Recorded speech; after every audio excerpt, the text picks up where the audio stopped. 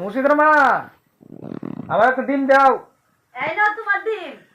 সকাল সকাল ডিম না খেলে তো ভালো লাগে না। এই তো ডিম, ডিম খাইবে কথা ঠিক, কুসুমটা খাইও না ভিতরে।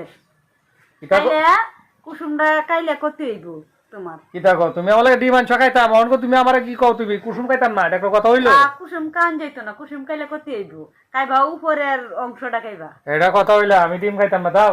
কুসুম খাইতাম না। তুমি ডিম খাইতা না কেরে? কুসুম খাইতাম না, একটা কথা হইলো? কুসুম খাইতাম না কিতা? কুসুম না খাইলে কিতা খাই আম কও? আমার উপরের তো খাওয়া লাগবো, কুসুম খাইলে